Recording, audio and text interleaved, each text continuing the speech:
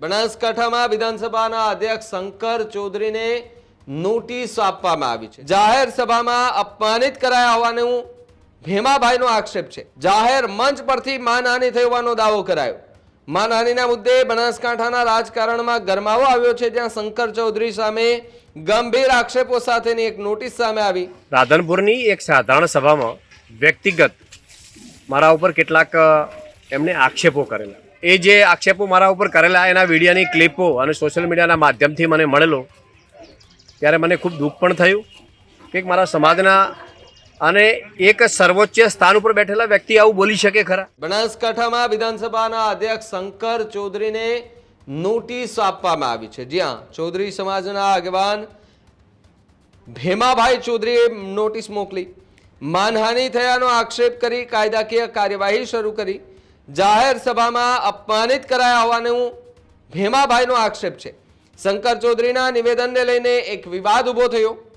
જાહેર મંચ પરથી માનહાનિ થઈ હોવાનો દાવો કરાયો। માનહાનિના મુદ્દે બનાસકાંઠાના રાજકારણમાં ગરમાવો આવ્યો છે, જ્યાં શંકર ચૌધરી સામે ગંભીર આક્ષેપો સાથેની એક નોટિસ સામે આવી।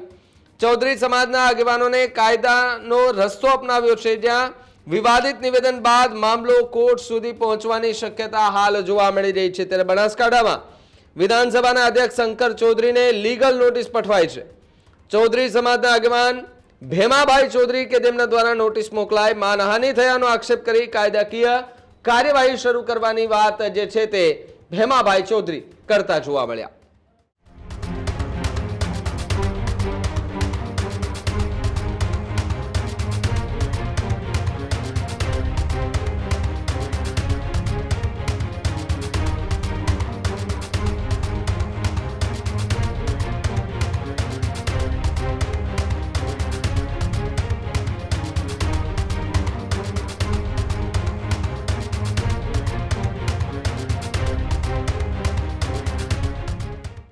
થોડા દિવસ અગાઉ વિધાનસભાના માનનીય અધ્યક્ષશ્રી અને ચૌધરી સમાજના અમારા આગેવાન એવા માનનીય શંકરભાઈ લખધીરભાઈ ચૌધરીએ રાધનપુરની એક સાધારણ સભામાં વ્યક્તિગત મારા ઉપર કેટલાક એમને આક્ષેપો કરેલા।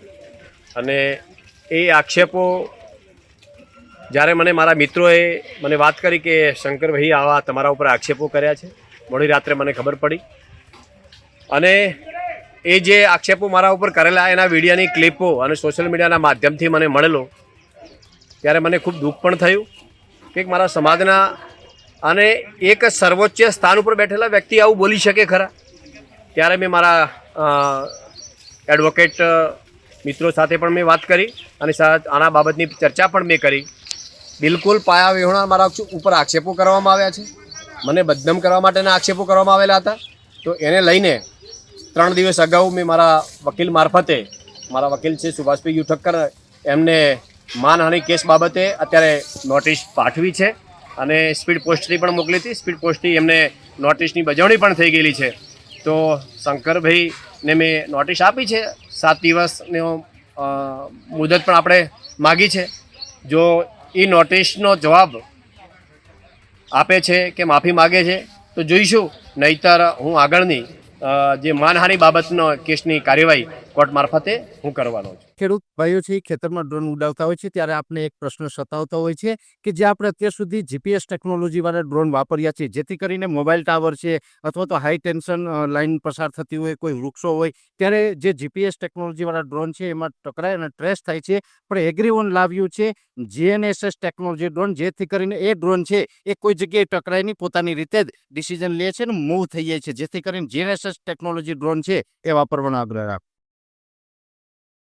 અત્યારે જ ન્યૂઝરૂમ ગુજરાતની યુટ્યુબ ચેનલને સબસ્ક્રાઇબ કરો અને ઇન્સ્ટાગ્રામ અને ફેસબુક પર ફોલો કરો। અપડેટ રહો, સત્યની સાથે રહો।